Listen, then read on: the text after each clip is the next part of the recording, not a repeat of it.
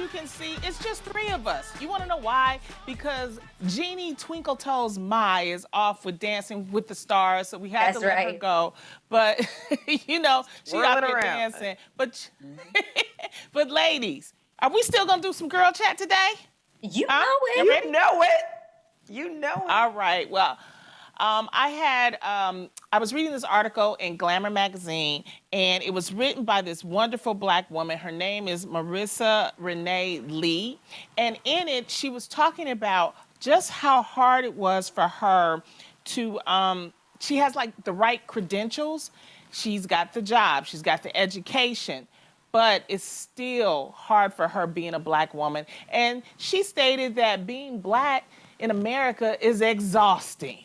It's purely exhausting. And what she meant by that is that Black people's basic right to exist in this country. I mean, we've seen with the protests, with the police killings, with, you know, people yelling at us in the grocery store. We can't even, you know, walk around in the park. It just gets exhausting. But she says that she makes a point that even though it may be exhausting, that Black people may be tired of what's happening, it's important for us to make sure that we remain vigilant. And she also says she wants white people to be conscious of the fact that their Black friends and colleagues are going through things. And I believe that 100%. So, you know, I'm gonna open it up with you, Garcelle. You're an immigrant, you're a Black woman. Is it exhausting? Absolutely 1,000% every day. Every day is a fight. I posted something on my Instagram the other day that my skin is not a crime. Like, I don't understand why they hate us so much. At first it was like intimidated because we're triple threats, quadruple threats, all of it, right? But I really, after a while, it's like, give us a chance. Why do I have to work 110 times harder just to be seen, just to be heard? And after a while, it really gets to you. And it's hard to explain. As a mom, it's hard to explain to my kids.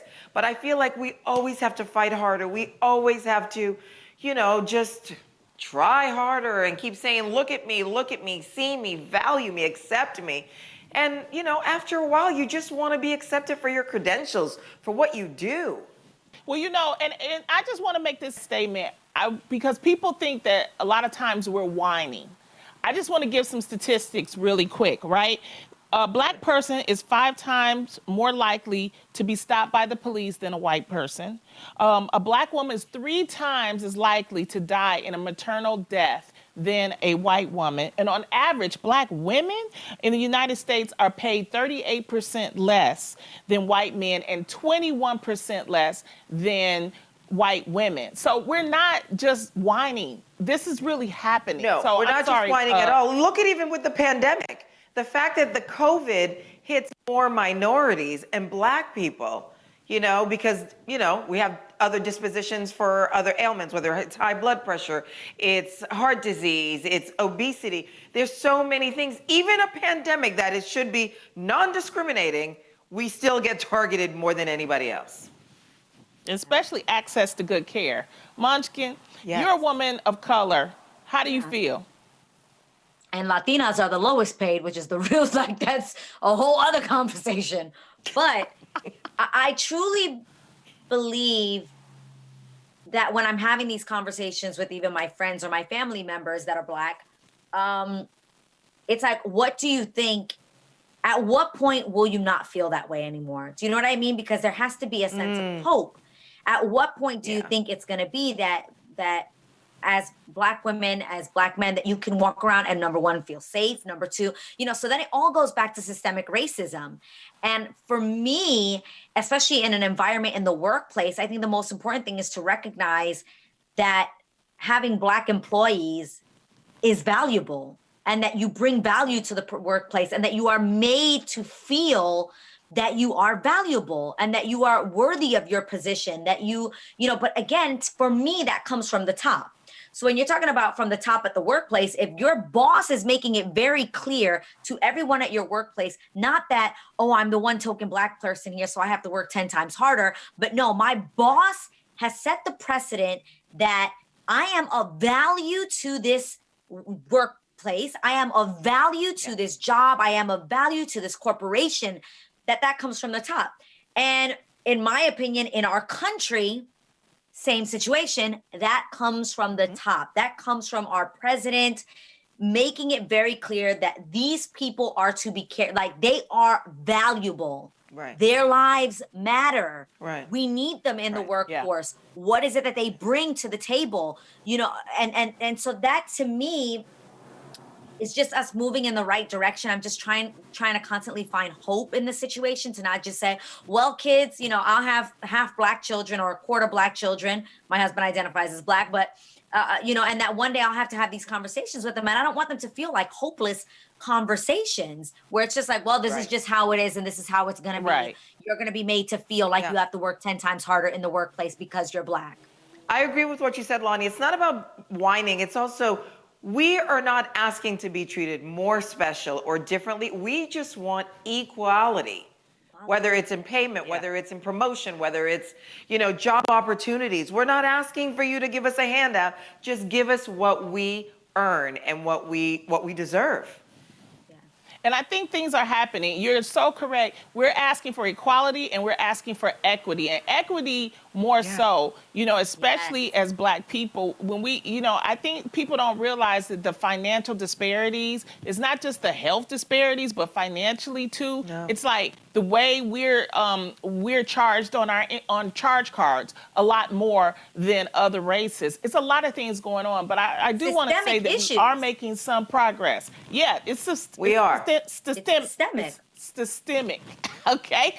Systemic racism. But if you are feeling exhausted, take a break. I want to say that. It's okay to turn off the news sometime. It's okay to spend time with your family, read a book, do something, you know, for yourself. And take a break. It's okay to take a break and come back. But you're always going to be Black, and that's the way it is. Wow. Well, on a lighter note, people, let's talk about entanglement. Now, entanglement was a big thing, and so many people are having conversations about them that they're bringing light to these entanglement situations. Now, when the light is put on the entanglement, sometimes the entanglements come to an end. You get what I'm saying? People having affairs, it's being discovered, people are putting it out there. And when they come to an end, you guys, the people that were in those entanglements can't handle it. They stay entangled in their minds. You know what I'm saying? But, okay, an entanglement is 3 people? Is that so what it is? An entanglement is usually a married couple or a couple and then their mistress or their manstress. So in this situation, a lot of the manstresses and the mistresses, they're feeling really sad because the relationship is over, because they've been called out. I mean, obviously the best example of this would be the initial entanglement, which was August Alsina, and how he clearly was expressing that he was going through it because the relationship, the entanglement ended. What do you guys think about this? I know we're always thinking about the couple. How do we feel about the mistress and the manstress that gets left? In these cases, I care less about them. Listen, I Googled what is the male version of a mistress, and I got 2 answers. I got Mr. and I got paramour. But then I went to Urban Dictionary, and Urban Dictionary says manstress, so I'm going with that. Oh, okay. You're doing too much, Adrian. I am.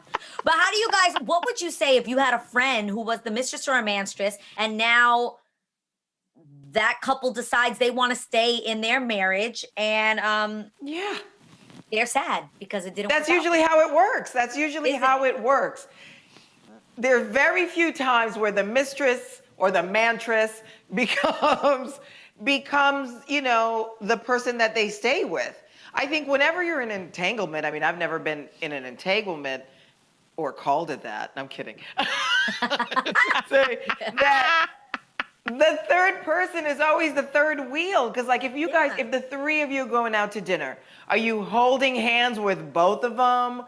Are you, to me, an entanglement is truly in the bedroom. I can't imagine having a relationship, going to the movies, going to dinner, going to, Or just you know, an affair. You know, if you've had a friend who's been in a relationship with a married man or something like that, I've said this before, but like the odds are that man is not going to leave you. Is not going to leave his wife for you. But- it is, but- guys. and- Literally, Exactly. the numbers are. No. It never happens ever. But Munchkin, that's not the purpose of an sometimes. entanglement. I was reading an article where the woman was approached by a couple. The couple was never like going to separate. They wanted her to actually be the girlfriend for both of them. And that was a new way of an entanglement. And What the kind problem of is, yeah. entangling in the name of What? Jesus? There are a lot of people that believe in that type of Yeah. arrangement, and entanglement. And then what happened was just what you said, they were going Right. to the movies together, and she was questioning like, well, And then Right, they who's decided holding one of whose their they hand? good. It's an open marriage. And this is just me. I think ultimately you have to recognize that the sanctity of marriage is going to be stronger than your entanglement for the most part. And that you almost have to check yourself at the door. If you're getting into something, if you're getting into a mess, prepare for it to be messy. And that's just That's how right. I I see think- that. but That's some right. You people got to see prepare it your as a heart, your challenge. mind, and your private parts for these situations. But people see it as a challenge though, y'all. That's the whole point. They ain't thinking about it as like some type of for some people it could be a long-term relationship, but for some people they're looking to spice up their Just to relationship. spice it up, right? So they're right. But you can spice it up and it gets too Exactly. hot.